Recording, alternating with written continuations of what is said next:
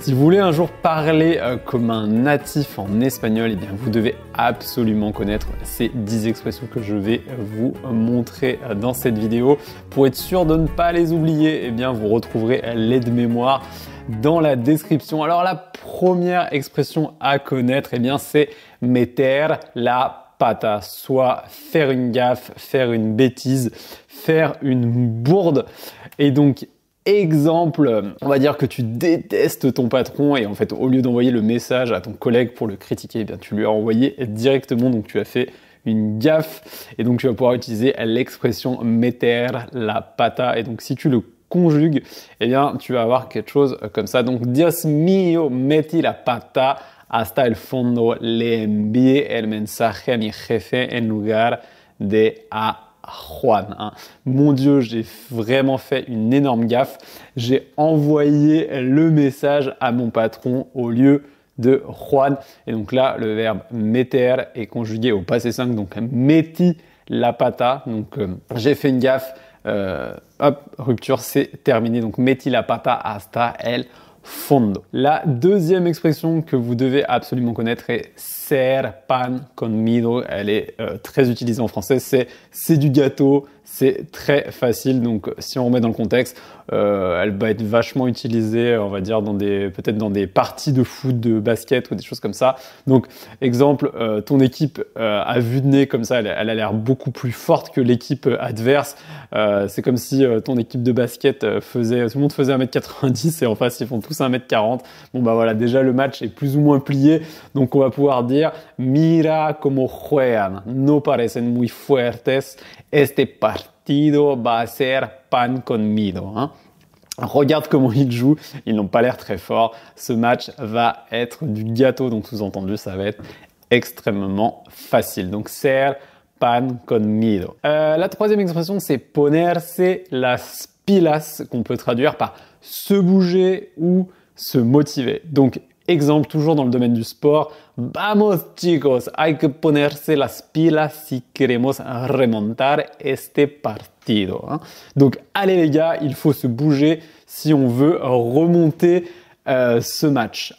Ponerse las pilas. Donc évidemment, là c'est à l'infinitif et vous pouvez l'utiliser comme ça ou la conjuguer. Autre expression, costar un ojo de la cara. Alors ça, je pense que tout le monde l'utilise un peu tout le temps, toute la journée. C'est coûter les yeux de la tête. Donc sous-entendu, c'est très cher.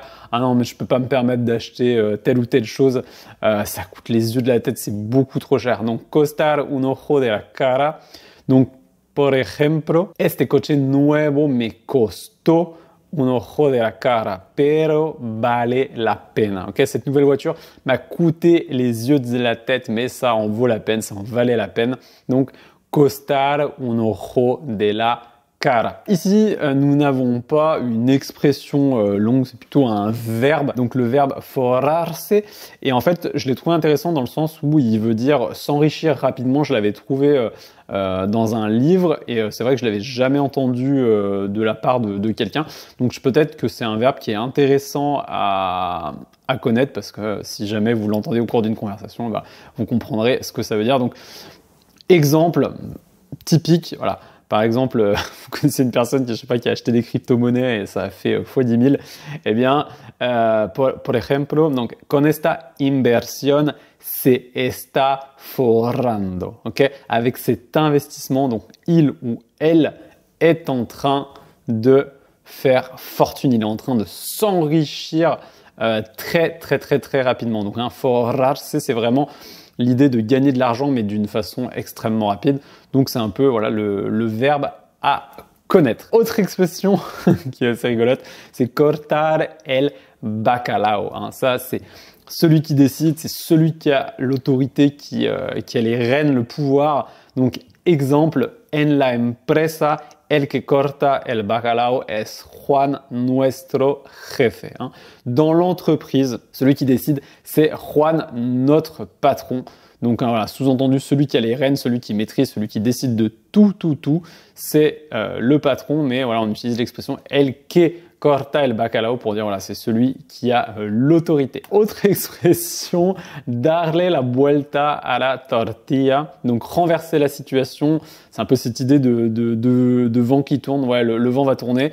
Donc exemple, al principio parecía que íbamos a perder el partido, pero al final se dio la vuelta a la tortilla y ganamos. Okay? Au début, on pensait qu'on allait perdre le match, c'était foutu, mais à la fin, il y a eu un renversement de situation, la situation s'est inversée et on a gagné. Donc là, conjugué, ça nous donne quelque chose comme se dio la vuelta a la tortilla y ganamos. 8e expression, alors celle-ci, il faut juste l'apprendre telle quelle, c'est te estás quedando conmigo, tu me prends pour un idiot, tu me prends pour un con. Hein. Exemple, vous avez rendez-vous avec une personne et elle arrive hyper en retard ou c'est pas la première fois, etc. Elle a toujours une excuse bidon. Vous allez pouvoir lui balancer cette phrase en disant mais c'est quoi cette excuse? Tu te moques de moi ou quoi? Esa es tu excusa para llegar tarde. Te estás quedando conmigo. C'est ton excuse pour arriver en retard, tu te moques de moi, tu me prends vraiment pour un con, c'est n'importe quoi. Te estás quedando conmigo. Donc voilà, à apprendre par cœur. Celle-ci, je l'ai pas entendue, on va dire, au cours d'une conversation, mais je l'ai déjà entendue dans des vidéos ou dans de la lecture. Donc c'est poner los cuernos, tromper, mais là c'est dans le sens d'être infidèle. Donc, exemple, me enteré de que me puso los cuernos con su mejor amiga. J'ai découvert, j'ai mis elle, mais j'ai découvert qu'il m'a trompé avec sa meilleure amie, mais ça pourrait marcher aussi. Me enteré de que me puso los cuernos con su mejor amiga. Hein, trompé dans le sens d'être infidèle. Et là, celle-ci, je la trouve assez rigolote. C'est une de mes amies qui vient d'Argentine qui me l'a sortie une fois. Et je la trouve assez marrante. Alors, elle a elle est assez spécifique. Elle veut dire quelque chose. On peut pas la balancer un petit peu comme ça. Il faut toujours la remettre un peu dans le contexte. Et il faut un exemple pour la comprendre parce que la traduction que j'ai faite, c'est une de plus, ça ne fait pas de différence. Mais il faut l'exemple, sinon ça n'a pas de sens. Donc, exemple, vous avez passé une journée horrible. Il s'est passé tous les malheurs du monde et voilà, c'est le genre d'expression, de phrase que vous allez pouvoir sortir à la fin de la journée. Donc, exemple, ya perdí mi trabajo, mi novio y ahora mi coche, bueno, no le hace nada una mancha más al tigre, ok?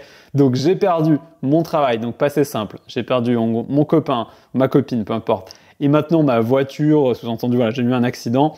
Eh ben, una mancha más al tigre, ça peut... Alors ça, c'est ma traduction, parce que sur Internet, je n'ai pas trouvé vraiment quelque chose d'intéressant. C'est plutôt, moi, je traduirais par un problème de plus ou moins. De toute manière, ça ne fera pas de différence au point où on en est. Donc la situation, elle est déjà tellement mauvaise que l'ajout d'un autre problème, eh bien, ça n'a aucune espèce d'importance. De toute manière, tout est... c'est n'importe quoi. Donc, un de plus, un de moins, de toute façon, au point où on en est, foutu pour foutu, voilà, peu importe. Donc, una mancha más al tigre. Vous pouvez également dire una racha más al tigre, ok? Une de plus, ça ne fait pas de différence, donc on peut traduire la même phrase par ya perdí mi trabajo, mi novio, mi novia, y ahora mi coche, mi casa, lo que quieras. Bueno, no le hace nada, una racha más al tigre, ok?